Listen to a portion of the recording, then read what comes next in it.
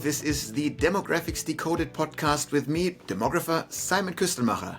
And me, Michael Yardney, property and wealth creation expert. And this is the podcast where we unveil the trends shaping our futures. And today I want to tackle a topic that affects everyone, every single one of us, whether we realise it or not. Australia's population is ageing, and while that may not sound like breaking news, the ripple effects are enormous, from the way we design our homes and communities to the pressure on the healthcare system, and even how we're going to fund the future of our nation. This is a shift that's impossible to ignore. This will affect you, whatever age you are. So even if you're young and you think, oh, that's a long way off, it's not you, but it's also for your elderly people as well. You'll be somebody in your family that you're going to know that this will affect. If you're a business owner, a property investor, an entrepreneur, it's important to understand how Australia's ageing population is going to affect our housing markets, our property markets, our economy and our day-to-day lives. So, Simon, you've written a lot about that. Welcome back again getting into now a couple of weeks into 2025. Another interesting year ahead. Another year of Australia getting older, so to speak. Well, let's start with the big picture, Simon. The term age bomb's been making headlines. Can you explain what this actually means for Australia? And is it really a pressing issue? It is a pressing issue for Australia. The good news is we are aging at a slower rate than other major economies. So in a sense, that is good news. First and foremost, we have tools to slow down the aging. It's no miracle potion or anything. It's just migration. We migrate in young people to stay younger on average. That gives us more time to adjust to an aging world. And so what Australia can do that the other more advanced aging economies can't do is we can look at them and figure out how to deal with it. Because currently, the economic model that we have assumes that we have a large pile of workers. They create wealth, and this wealth is large enough to look after the education of the youngins and to look after the aged care of the elderly. And as we shrink in relative terms the pool of the working population to a bigger chunk of babies, it's actually a smaller chunk of babies now, so that's not a problem, but a bigger chunk of elderly people who do not contribute actively to the workforce, that can become a problem unless we make our economy much more productive. And can we do this? Who knows? Probably not to the degree that we are aging. But again, we can soften the aging by importing more migrants. But that, of course, brings a couple of risks with it. Sometimes people call this the Ponzi scheme of migration, where we say, yes, it's cool. We take in those migrants. They work for 40 years really hard and contribute to the economy. It's lovely. But then those folks get old at some stage? This is just kicking the can further down the roads. And to a degree, this is true. But also just numerically speaking, we age at a lower rate. So we soften the pain on average. And of course, it buys us time to think through what an economic model could be in a world where more and more Australians are older than they were in previous decades. Well, as we're living longer and life expectancy is continuing to rise, and that's a fantastic thing when you get to my age, it also brings challenges. We know that the government's going to have difficulty giving us all the healthcare we desire, paying pension for more generations. Australians have, up till now, many of them have been a bit reliant on that. How are Australians going to view their retirement and their financial plans for their later years? What's changing? Yeah, I think Australia has done one super smart thing. Sometimes in the mid-80s, a couple of people looked at a spreadsheet, which I'm always a big fan of, and they realized that this aging was going to come because all of the baby boomers that are now leaving the workforce, and about 6 years, even the youngest baby boomer will be of retirement age, as they knew that this was going to happen. Very predictable development, and they realized, if this is actually occurring, the pressure on the pension system would be so big it potentially breaks the system. We need to rethink the way we pay pensions. And so they, in the early 90s, introduced the superannuation scheme, which is pretty, in simple terms, superannuation means we give everybody a little bucket and we put a gun to their head from the first day of work. And we say, you put 10, now 12% of your money into this bucket. And you then create this nice little nest egg that is yours. It's yours to keep. And the goal is that you pay for your own retirement. Whereas the system that is, for example, in Germany, my birth country, we have one big bucket for absolutely everyone. Everybody throws a bit of money in the bucket, and there's a formula that says you put that much money into the bucket, you get that much money out. But this system can theoretically, and we are at this situation right now, break down, where some sort of treasurer with a calculator realizes we cannot increase the pensions. We need to freeze pension payouts. We might even minimize them in order to make sure that the system continues into the future. And you can see how this is a wonderful environment for political disruption, because either you actually minimize pension payouts, which is the smart fiscal thing to do, but then you open the gates to fringe political parties, to political charlatans who happily just say, yeah, we are giving you the big pensions. The evil politicians, they cheat you out of your pensions that you deserve for your hard work. We give them to you. So they run the pension system into the ground, and all the while we are radicalizing the political system. That is brutal. But what do you do then? Do the big parties then just run the system into the ground themselves, just in order to avoid political radicalization?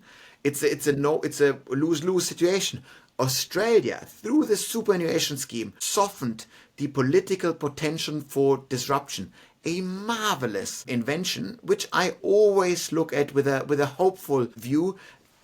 We were able in the early 90s to make long-term political decisions.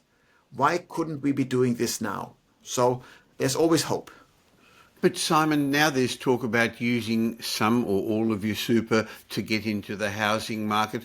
What are your thoughts about that? Is that now going to mean that people won't have as much in their super, but hopefully if they invested smartly, they'll have a property and security that way under their belt? Well, so the idea there that the Liberal Party pushes is quite simple. You take all your super when you are in your early 30s, you need a house. You won't have all that much money in the super. You use 50,000 of it or all of it, whatever it is in there at the moment. You throw it at the house, and then the house will provide you stability. The house will accrue wealth because it's leveraged wealth. So you then create more wealth, and this will get you safely into retirement. There's wonderful statistics out there as well that say if the best insurance against poverty in old age is living in a property that you own, so you get rid of the rental cost at some point, or the rental or mortgage costs at some point in your future, so you have low costs in your old age. Absolutely great idea there. But of course the downsides are quite clear as well. You disrupt compounding of your superannuation, and of course you potentially minimize the superannuation payouts that you have. So that is probably a short-sighted policy. Also, we discussed it in last week's episode, actually. It's a policy that tends to drive up house prices. So it might be helpful for the individual person who can do this, for whom this is the difference of getting onto the property ladder or not getting onto the property ladder because of the super impact, but ultimately it drives up house prices for everyone else. So is it ultimately a good development? I have my very strong doubts about it. Now, I want to ask you a bit more about super, but you mentioned our last week's show. If you're new to the Demographics Decoded podcast and you don't currently subscribe, please subscribe, and you'll see there's a whole group of shows now. We've been doing this for just over 6 months, where Simon shares his views of the future to help you have a better understanding of what's ahead. Last week we spoke about the winners and losers with rising house prices, and Simon gave some interesting thoughts about our political system as well. Again, whether you're watching this on YouTube or you're listening to this on a podcast app, the subscriber numbers are jumping considerably, and we love being amongst the most listened to business podcasts. But why not help us by telling somebody else about the show as well? Help us spread our message too. That would really do Simon and me a favour, and your way of saying thank you for the information we're giving you. Now, Simon, we're talking about superannuation. I know when it was first brought in, the government said we're not going to fiddle with it, we're not going to amend it. They have changed things in a number of ways, including increasing the contributions employers had to give. Can you see that they're going to change it, that maybe that we're living longer now, you can't get it as early, or rules will change, or they may tax it after all? 100%. I'm absolutely certain that we will see major changes to superannuation, guaranteed in my humble reading. In forecasting, there's a simple truism that says regulation follows innovation. And I would view superannuation as an innovation. It looks old because we introduced this in the early 90s. This is 30 years old now. I'd say it's very young. Actually, we have not seen a single person retiring who paid superannuation at the full fee throughout their full career. That hasn't happened yet. That happens in the early 30s, but then The younger generations don't realise the baby boomers didn't have compulsory superannuation. Those retiring, it wasn't around when I started off. Exactly, it wasn't. It wasn't for your first couple of decades, but only now we reached what looks like probably the final level of contributions. But again, until we have a person retire who for the full 40 plus years of a working career paid into super, that's still a bit out. And so if we play the superannuation policy guessing game, I would always go back to the basics and go, what is this policy actually meant to achieve? The policy on a national level is meant to ensure that you pay for your own retirement. That's it. We want to make sure that you don't draw down on the pension system, but you pay for it yourself. And so that means there must be some dollar value. That means if you have more than that amount in your superannuation, there's no way in hell you draw down on the pension system ever. This could be $1 million. This could be $1.5 million, could be $2 million, could be $3 million, whatever it is. But there is a dollar value. And the fact that the state currently allows you to store more wealth than this particular dollar value, let's call it 2 million roughly, and gives you a tax credit on it, it makes no sense. Because the state therefore gives away money. And why would the state, if you look at the state as a business, why would you give away money? So I would say sooner or later we'll tighten the regulations for the money that you have in your superannuation over that particular threshold, for whatever it is. I don't know when this will occur. I don't know how much we will make this happen, but I'm absolutely certain that we'll tighten those screws there. And you also mentioned, when can I get my super? That's also a difficult issue because we said it. This is all about the aging of Australia. We are living much longer, which is the best news that you could actually wish for. So this is great stuff. But at the moment, our longevity rises faster than our healthy years rise. So we have more years that we live with relatively poor health, which of course then creates relatively high healthcare costs associated. And we will see how we'll deal with this. What will we as Australians actually decide that our aging process should look like? And I'm very keen to look at the next 15 years here because the cohort that is now aging are baby boomers. And baby boomers so far, remember, this is a gigantic cohort. Baby boomers so far changed and transformed every stage of the life cycle they lived through. And they will do the exact same with aging. And so that's super exciting if you think about it. What do baby boomers tell you? And at the moment, when you talk about the fears that baby boomers have, one of their big fears is to run out of money. That makes sense. So you go, okay, so you need to accrue a lot of wealth. And then you probably see that boomers are much happier than previous generations to work on a bit longer, even if it's in a part-time capacity, to ensure that they don't draw down on their super as much. And of course, baby boomers are to a higher degree than previous generations in knowledge jobs. Jobs that you can easily do into your late 60s, early 70s. I don't see all that many welders welding into their late 60s. That is a job that is too physically tasking to make this even a realistic prospect. But why wouldn't public servants, why wouldn't your knowledge workers of all descriptions work a bit longer? And so I think we are seeing that. They'll do this in a part-time. I think they'll phase out their careers rather than hard retirement on a Friday with a gold watch. They'll slowly drizzle into retirement. And I know many people, my own parents included here, who actually couldn't tell you if they are retired. You know, they're in their early 70s.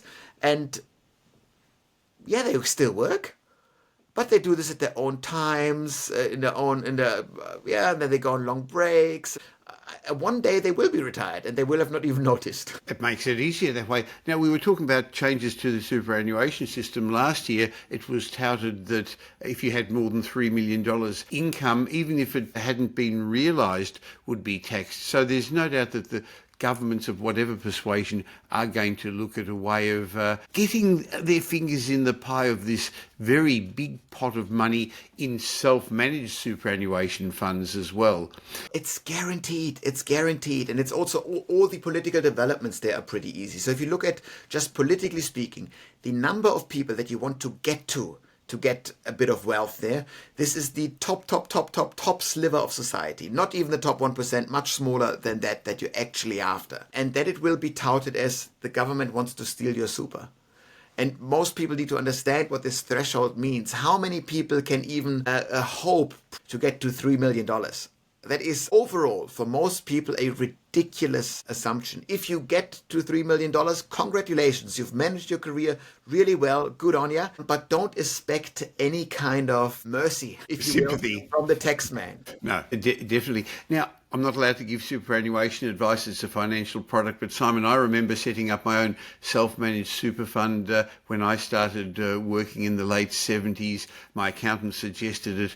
And there was a stage where I actually thought I'd rather have the money than put it into the super fund for the future. That was before there was compulsory superannuation. And I think I had $2,000 in there at the time. I said to Stan, was his name, my accountant, look, let's just close it down. And he was smart enough to tell me, no, Michael, mentioning the concept of delayed gratification, doing the harder things now to have the easy life later. Boy, am I happy that he gave me that advice, because superannuation compounds in a very, very tax-effective way. And just so many years down the track has now given me and Pam a very, very big asset base. But I think people should just put it aside as a form of forced savings in a very safe, tax-effective environment. I after all, think it's such a smart product because you do, as you said, it is delayed gratification. It's a forced saving scheme. And so to a degree, you can say, oh, this is the government telling you what to do. And it is, but it's psychologically so smart because we know that we do not want to delay gratification. And you always have financial needs. Whatever money you are being given, you'll find a way to spend it if you try hard enough. And overall, as a society, we can't rely on the individual willpower of every single citizen to do this. That's too much. So I'm a big fan of the system, but I can almost guarantee you that we will tighten it bit by bit. Now, there's lots of projections about what Australia's population is going to look like. The Australian Bureau of Statistics brings this out. The Intergenerational Report does. I know you at the Demographics Group do a lot of work on this because you advise a lot of the people in the healthcare industry. And I guess it's like a tsunami, or maybe better still, a freight train hurtling towards us with the collision projected for 2032, just 8 years away, when there's going to be so many people that I guess we're going to start calling the frail elderly, the 85 plus population, Simon.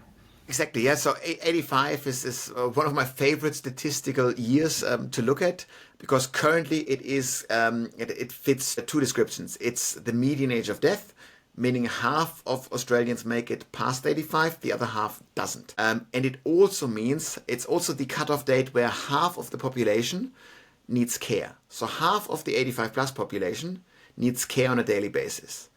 And we are in the next 14 years, so by 2038, we're doubling as a country the 85 plus population from 585,000 people to 1.2 million people. And if you just think through what this means, we need to double the aged care system in 14 years. That is a laughable task. It can't be done. So we can't possibly import enough aged care workers. And if you've ever been to an aged care home in the last 15, 20 years, you do know who's taking care of our elderly population. It is a imported labor force from the Philippines, from Indonesia, from God knows where. And we do need to import those people. So it's guaranteed. We also, of course, know that the Australians that are going to be in the 85 plus cohort, they tell you stuff like, I want in-home care rather than move into an aged care facility. So that, of course, means they want to make sure that somehow they get ambulatory care services coming to their house. Can they finance this? Yeah, let's call it the half of the 85 plus population will find a way to finance these kind of developments. But why should those workers come to the homes? Because those homes where the baby boomers want to age in, they're quite often located in the richest suburbs, the rich inner and middle suburbs of our big cities. And where do we put our poor, low-income aged care workers? Do they all of a sudden live in those suburbs? They're great NIMBYs. They block development as much as they could so far. We will put those low-income workers mostly in low-income suburbs on the urban fringe. So those workers would need to commute ages to reach those boomer homes. And as long as there are jobs available in aged care facilities on the fringe, I'd rather work there, to be honest. Shorten my commute, make life easier for myself. So it's not quite clear how those aging baby boomers will get their wishes granted. We know what they demand, what they would like, but how we get there remains to be seen. The richer baby boomers that have spare bedrooms in their house, where capital isn't too much of an issue, they can have an in-home carer that just lives there, takes care of a bit of the household task, a bit of the care task. They pay them a relatively low wage because they essentially give the rental costs for free as a fringe benefit or something like this. So that's easy enough for the rich ones. But how do we look after the population that is aging at scale? That is a much, much harder challenge. Well, interestingly, how long we live in ill health has increased, I guess, because of medical services nowadays, which means that's what I guess we mentioned, the frail elderly, when I wanted to get your thoughts on that. I was interested to read the sort of illnesses that people are dying from, and in the past it was chronic heart disease, chronic obstructive pulmonary disease related to smoking, but dementia, including Alzheimer's, seems to be increasing more too. And that's a terrible illness where people don't die. Straight away, I guess. I'm suggesting, though, that they create a burden on the system and on their families. There's a lot more of that happening, Simon. Absolutely. Dementia is very much linked to age. The older you get, the more likely you are to suffer from dementia. Pretty simple narrative. And so the older we get, on average, the more people we have with dementia. So when I work with aged care providers, they are very much discussing how much they should invest. And these are very tough tasks and discussions that we're having in boardrooms across the country. We say, we know that dementia demand is going through the roof. Building and managing a dementia ward in an aged care facility is more expensive, it's more labor intensive, and it's just more work. And there's also more demand for the non-dementia patients. And so you go, what do we do? Like we have great expertise in dementia, we know what to do, but it's not the most lucrative way of doing it. So you kind of do it out of the goodness of your heart, but you also need to finance the whole show. It's very difficult, and it's guaranteed to go through the roof, the dementia patients in Australia. So just the difficult issues that boardrooms are tackling with across the country, we mustn't underestimate. I've been in all of those boardrooms where we say, we see endless demand for suffering in dementia, and we can help it, but it's not worth it financially. And what's the right answer there? The right answer from a policy setting is, what can we do to prevent dementia? And we'll see more and more people, I would say, with baby boomers who would say something like, I don't want to live with dementia. I'm saying this now to you as I'm 75, I'm still healthy and agile, and I say, if I hit dementia, I don't want it. Will baby boomers fight for the right to not live with dementia? Assisted suicide or something like this? I don't know.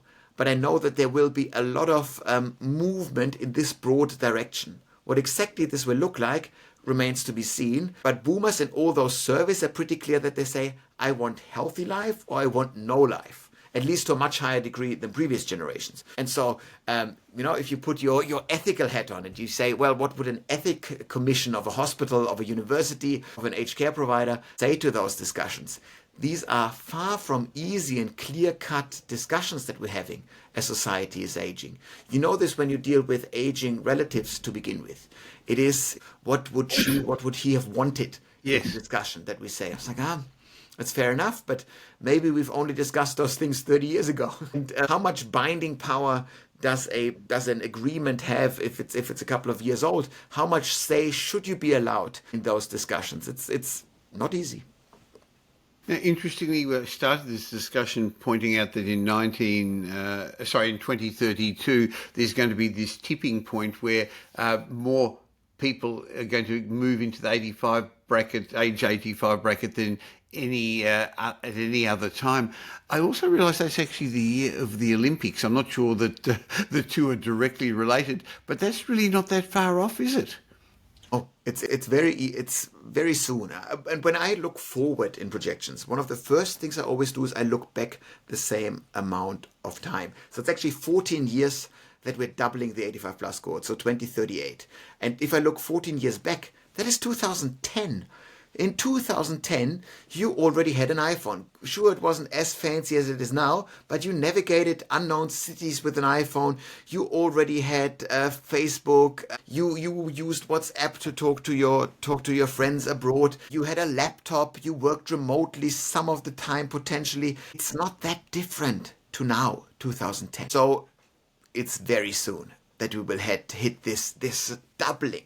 And remember that doubling anything in 14 years, demographically speaking, is insanity. It is super fast. And so this needs to be a policy priority on every level. And there's much more that comes into this. We do, for example, know that mental health changes throughout the life cycle. So mental health, you start out with god-awful mental health as a teenage angst, and then you say things like, my partner is driving me crazy, but we see that mental health improves as soon as you have a partner. And then you say things like, my kids are driving me crazy. But actually, as soon as you have kids, your mental health improves. And then you say things like, well, actually, to be honest, once your kids move out of the house, your mental health gets even better. And then once you leave work behind, your mental health gets even better. So best mental health you ever have is late 60s, early 70s. And then bit by bit, your friends start dying, your partners start dying. And especially once your partner dies, your mental health takes a kick in the guts. But the kick in the guts that your mental health gets once your partner dies is even worse if you live in a car-dependent suburb. I think I mentioned it here before in the podcast. Yes. And the idea is get out of car-dependent areas in your early 70s. But we know that this is good advice for the individual here and there that might listen to my data-driven advice here, but most Australians won't. Most Australians will age in place because they are stubborn, they want to grow old in a family home, and so we know, at least we do know where the mental health aged care crisis will occur, but we know how severe it is. And that's something from a council basis, at least you know where your suffering old people are located. You can just look at it with census data. I can essentially show you the doors to knock on with my data sets. It's easy enough, but it's also so predictable, and I don't see all that much movement in terms of mental health for elderly. That's a field that I would be very concerned about from a public health perspective. Yes, that is something we've got to be worried about. Simon, we've discussed the ageing population, the silver tsunami, the various demographic trends in previous episodes of Demographics Decoded. So if you're one of the people listening to this or watching this and you'd like to dig in deeper what this is going to mean for you, your family, your parents, or for you as an investor to know what the trends are going to be, or as a business owner, please go back to previous episodes of Demographic Decoded, wherever you're listening or watching this, and take the time to go back to this back catalogue of fantastic information that Simon shares so you can understand what's going on. Similarly, if you'd actually like to understand what it may mean for your business, your organisation, your industry, Simon, that's what you spend your day helping and educating people in as part of the Demographics group with your business partner, Bernard Salt. Exactly. That's all we do is look at big fat data sets and then try to individualize all of this work for the individual industry business in question. Of course, lots of fun stuff you can do with local governments where they are just interested in what does a small slice of Australia look like? How do we change? What can we do in order to counter certain kind of demographic challenges? And so we always work with people. It's a bit of a self-selection bias. We work with people that understand that they must look into the future and that want to change things. So it makes our job actually rather easy because some of the most blindsided people we're not even getting a chance to get in front of, to be honest. Well, I'll leave a link in the show notes so that you can find out how you can get Simon to speak to your organisation. And we'll be back again next week. Simon, I'd actually like to talk about something different to ageing and property. Cars. I like my cars. You know that. I've had some nice cars. But cars are changing our society. So can you do some homework and tell us a little bit about what is happening in the world of... I don't want you to do a drive show, but maybe the demographics of cars and how things are happening. I'll crunch some numbers, then I'll let you and everyone know how cars are going to shape Australia in the coming decade, what happened, how we changed our relationship with cars, and how the car itself changed Australia forever. Be interesting. Fantastic. So I look forward to catching up with you again next week. Thank you, Simon. Awesome. I'll catch you soon. This Demographics Decoded podcast has been brought to you by Metropole Property Strategists. We provide a complete range of services to help our clients safely create intergenerational wealth through strategic property and wealth advice. If you're looking to buy an investment property or your next home, why not have a discovery chat with one of our wealth strategists? Just go to metropole.com.au and explore your options. You'll find we're much more than just another buyer's agent. We provide a complete range of services, including property advisory, wealth advisory, home buying, buyer's agency, property management, renovations, and development management services. The team at Metropole will help you with frameworks that I've fine-tuned over 5 decades and we've been helping clients with for well over 25 years. We're big enough to tip the scales in your favour, but still small enough to care. In between these Demographics Decoded shows, you can follow me on social media, and I suggest you also follow Simon Kuestenmacher. You'll find him regularly posting on all social media platforms. And thanks for spending the last little while with Simon and me. I hope you got some benefit from the show. And if you did, and you know somebody who may also benefit, please tell them about Demographics Decoded. There's a share button on every podcast app. I hope you're going to be doing them a favour, and you're definitely going to be doing us a favour, helping us in our quest to make as many people as possible aware of the demographic changes that are going to be shaping their future. And of course, if you don't currently subscribe, we'd love you to. And of course, any of the information that we've been sharing with you is general information because we don't know your specific circumstances.